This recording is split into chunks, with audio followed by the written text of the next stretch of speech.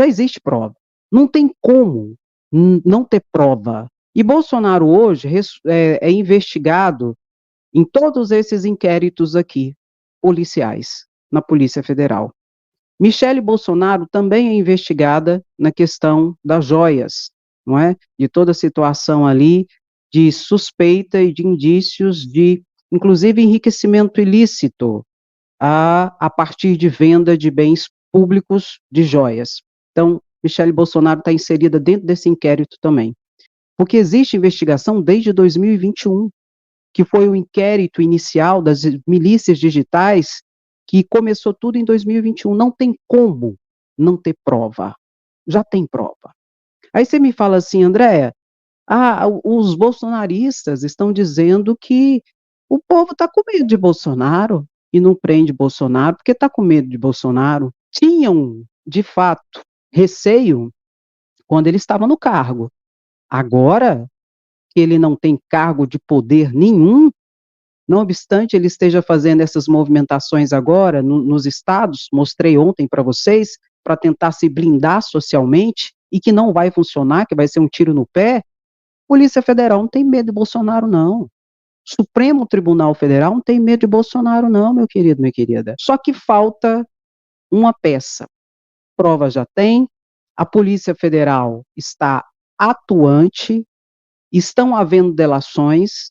Você acha que só Mauro Cid abriu o bico? Não, meu querido. Nós sabemos só de uma pontinha do iceberg.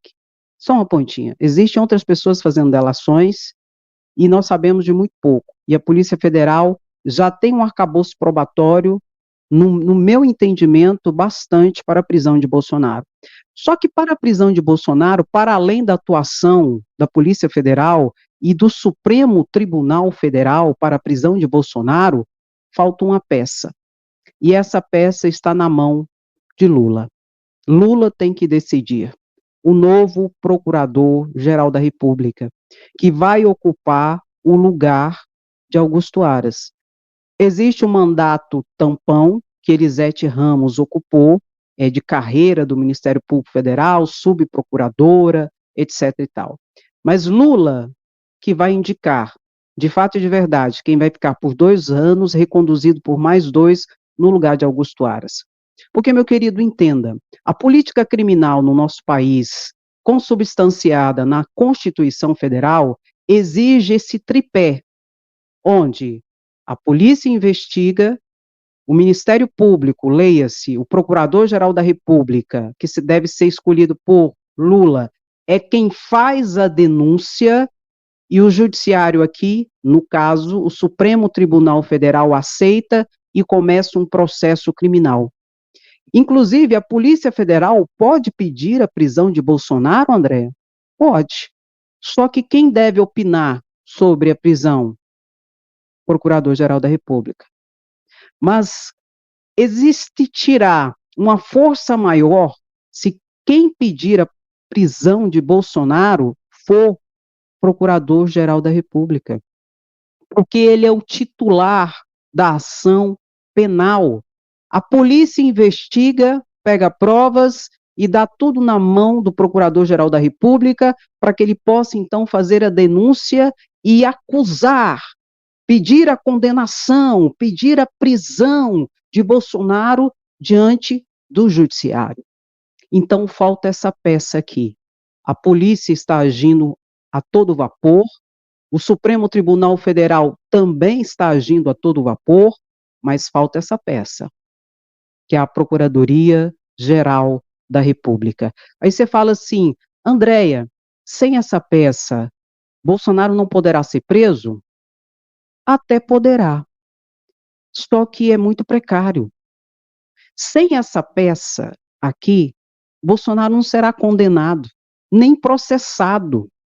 Então entenda a grandeza desse cargo para uma democracia. E nós podemos entender isso de forma mais clara se nós olharmos um pouco para o passado, para o arquivador, o passador de pano que foi Augusto Aras, em que nós só chegamos no dia 8 de janeiro, com toda aquela situação, porque Augusto Aras nunca chamou a responsabilidade Bolsonaro pelos seus arrobos autoritários, pelos seus ataques, especialmente a Luiz Barroso. Tem vídeo que Bolsonaro atacou Luiz Barroso, que era presidente do TSE e ministro do Supremo Tribunal Federal.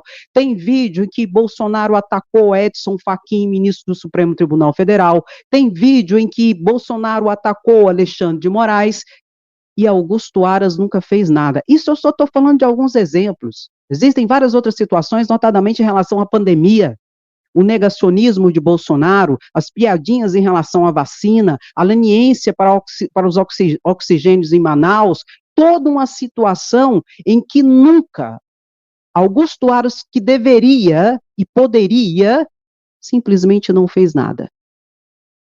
E nós precisamos dessa peça. Sem essa peça, a prisão de Bolsonaro se torna remotíssima.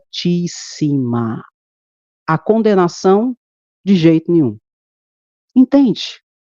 Eu até entendo essa demora de Lula. Eu tive notícias que Lula vai escolher primeiro o ministro do Supremo Tribunal Federal, e que será, de fato, pelo que tudo indica, Flávio Dino, para ajudar ali o Supremo Tribunal Federal nessa demanda enorme de processos e de atuação firme em combate à Lava Jato, especialmente aos golpistas. E que o Procurador-Geral da República, Lula, não tem muita pressa. Deveria ter. Vai me desculpar, mas eu não concordo com esse posicionamento de Lula. Já deveria ter se organizado, já deveria ter feito várias reuniões e já deveria ter esse nome ali pronto. É muito importante. Entenda a dimensão disso. Aí fica até passando a informação para a Polícia Federal e para o Supremo que não tem pressa. Como assim não tem pressa? A Polícia Federal correndo, fazendo diligências, fazendo tudo que tem que ser feito, o Supremo Tribunal Federal sendo atacado. Por quê? Estão tentando enfraquecê-lo pela sua atuação contundente contra os golpistas, notadamente senadores e deputados federais golpistas, que estão querendo enfraquecer o Supremo Tribunal Federal porque sabem que vai chegar a hora deles.